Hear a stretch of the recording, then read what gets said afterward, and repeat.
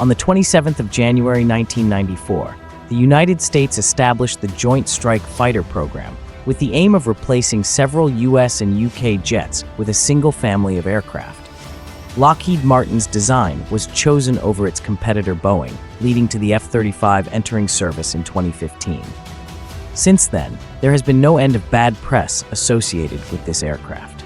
Massive cost overruns, lackluster performance, and a series of very public accidents have caused many to believe that the F-35's compromising design means it's a jack of all trades, master of none. But are they right, or is it actually the most capable fighter jet ever made?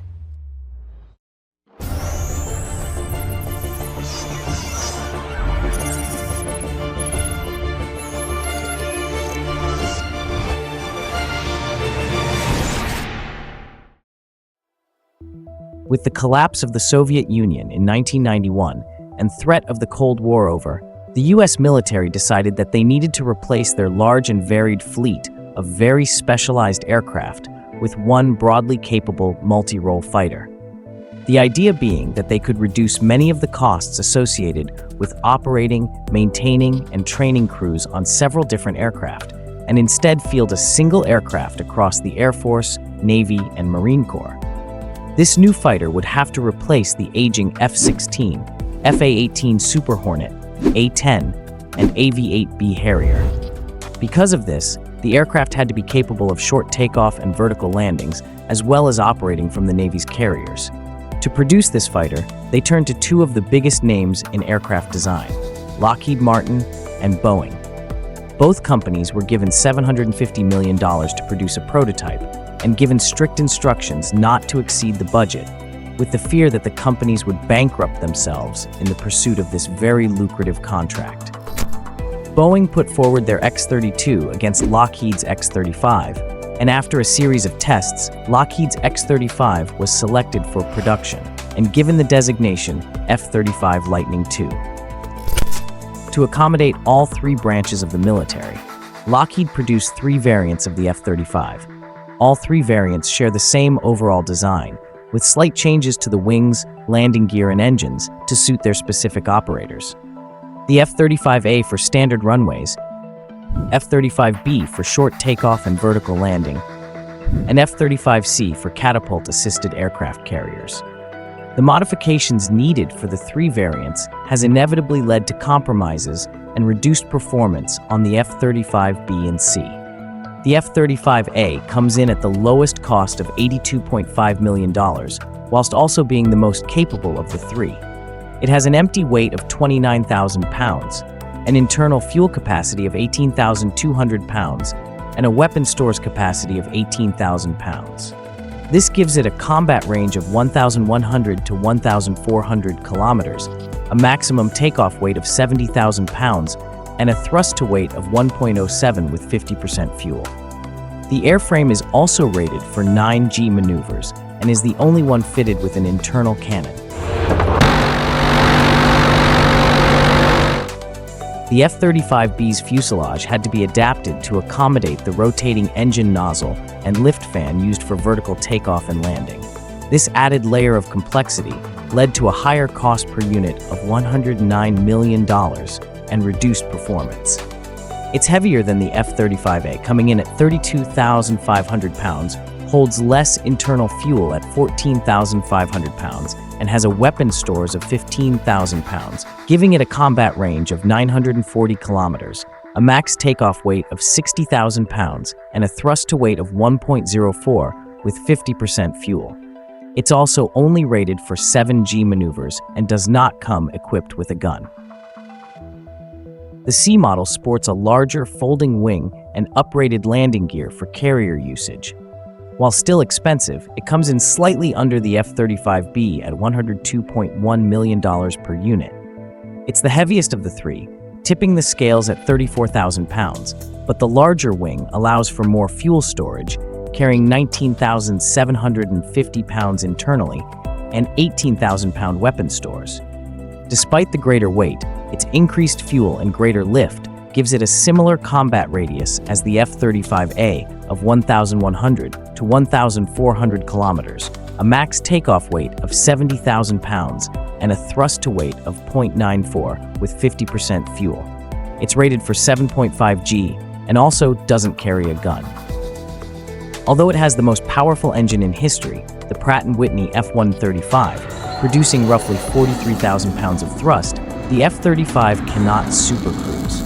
Supercruise is the ability to fly at supersonic speeds without the use of its afterburner, and was previously seen as a requirement for an aircraft to be designated a fifth-generation fighter. All three have a maximum speed of Mach 1.6 with full fuel and a full internal payload. However, flying at supersonic speeds has the potential to cause problems to the fragile stealth coating on the airframe. When flying at higher speeds, the air passing over the airframe causes friction. Thus, at higher speeds, more heat is generated, heating up the aircraft's surfaces. Because of this, the F-35B and C have been limited to short sprints of around 60 seconds when flying at or above Mach 1.2. For unknown reasons, the F-35A has not been given this restriction, despite sharing the same issue with its radar-absorbing coating. When it comes to the offensive capabilities of the F-35, it's often been criticized for its low payload capacity. This is certainly true when flying in its stealth configuration. When flying in contested airspace, the F-35 can carry its ordnance in internal weapons bays. This not only reduces drag, but prevents the unstealthy pylons and weapons from reflecting radar waves back to a radar receiver, and allowing the F-35 to go undetected deep inside enemy territory. For an air-to-air mission, only 4 missiles can be carried internally, usually the AIM-120 AMRAAM, with a range of around 86 to 97 nautical miles for the latest D model. If publicly disclosed missile ranges are correct, then the US-built AIM-120 is outclassed by the latest missiles from Europe, Russia, and China.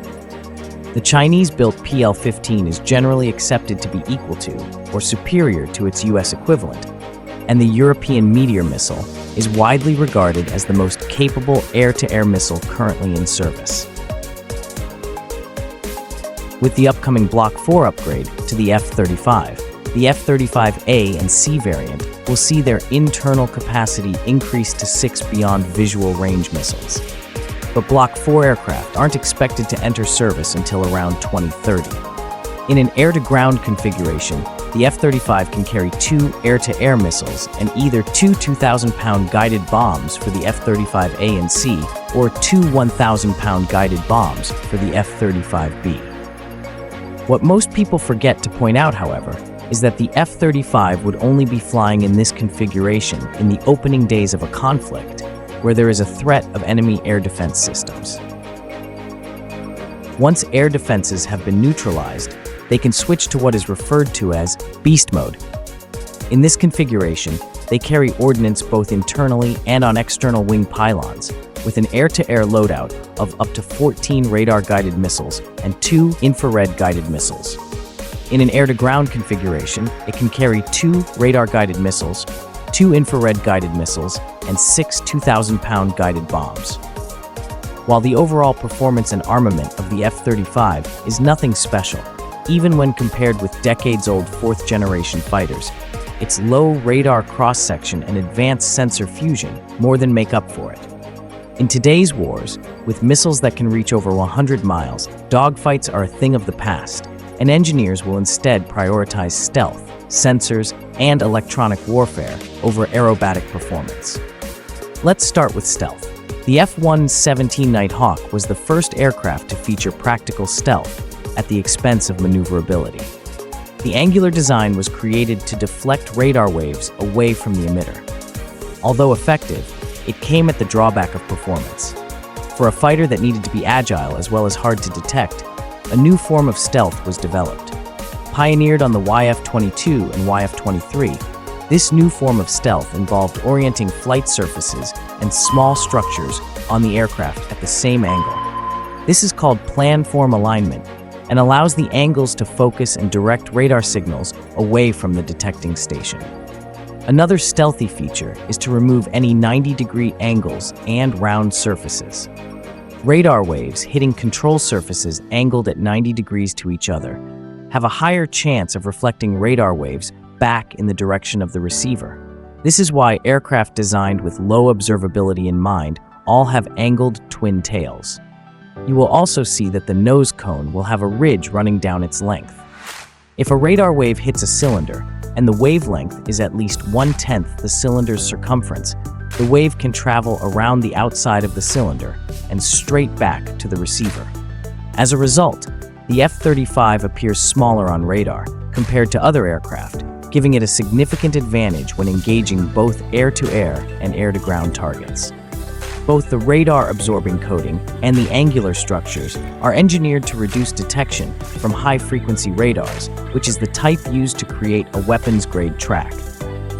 Low-frequency radars can actually detect even stealthy aircraft from a considerable distance. However, they don't provide an accurate enough track to guide a missile. As well as being proficient at evading enemy radars, the F-35 itself is equipped with the most advanced radar system fitted to a fighter. The F-35's Active Electronically Scanned Array Radar, commonly referred to as ESA, is capable of detecting, locating, and identifying multiple threats at long ranges, using both active and passive modes. It's then able to monitor and deploy weapons against both ground and airborne targets simultaneously. Although the main body of the F-35 is stealthy, the nose cone has to be made of a material transparent to radar waves, usually glass composites. To avoid detection, the radar itself is angled slightly up to reflect incoming radar waves up and away from a receiver. ESA radars are composed of a single array of mini transmitters and receivers, which is fixed in place rather than having to move to track targets. The beams of radio waves are instead steered electronically, allowing it to track multiple targets simultaneously at high angles off the nose. It's also capable of suppressing enemy radar installations by directing RF energy at its targets. This makes it the first fighter to provide its own electronic warfare without the need of other support aircraft. Although it has a fairly narrow beam and can only provide limited coverage compared to dedicated aircraft. Under the nose of the F-35 is the electro-optical targeting system.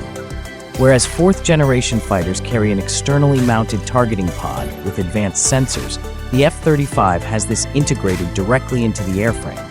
This system provides the F-35 with forward-looking infrared and infrared search and track. This allows it to track heat signatures, identify areas of interest, and allows the pilot to precisely deliver laser-guided and GPS-guided munitions from their own aircraft or other allied platforms. Another advanced sensor featured on the F-35 is the Distributed Aperture System, or DAS. DAS provides not only 360-degree, but spherical situational awareness. It consists of 6 infrared cameras located around the aircraft, which can point out threats, such as incoming missiles, allows the pilot to precisely track friendly and enemy aircraft, and provides night vision and fire control capabilities. Working alongside the F-35's other sensors, it provides excellent situational awareness, increasing survivability and mission effectiveness. This allows the pilot to focus on flying the jet and allow the F-35's computer to process and present relevant information directly onto the pilot's visor. Thanks to data link, the pilot is also presented with information gathered by other assets in the area, whether that's another aircraft or ground-based allies.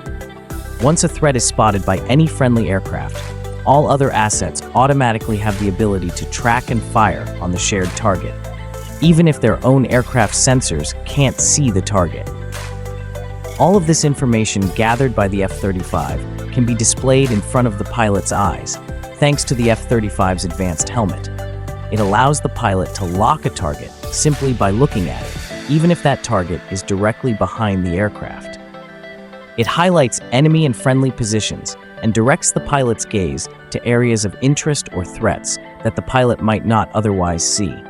The pilot can also look through the aircraft and switch between infrared and night vision modes seamlessly, without additional equipment being added to the helmet. If you read the countless articles documenting F-35 crashes, you could be forgiven for thinking it has a very poor reliability record. Unfortunately, this is simply a result of negative press regarding expensive government projects generating more clicks than positive reports. In truth, the F-35 has an excellent reliability record. As of today, 12 F-35s have been lost since they first entered service, which granted might sound like a lot, but Lockheed have been pumping these fighters out at an impressive rate, with over 1,110 produced as of the start of 2025. Since entering service just 10 years ago, those F-35s have managed to rack up an incredible 1 million flight hours. That works out to just one airframe lost for every 83,333 hours of flight time, and a loss rate of roughly 1%, or 1 in every 100. In comparison, the F-16 lost 12 airframes in the year of 1982 alone, and between 1988 and 1994, an average of 17 F-16s were lost per year. Despite these huge losses, the F-16 has become the most successful fourth-generation fighter of all time and is the most common fighter in service today.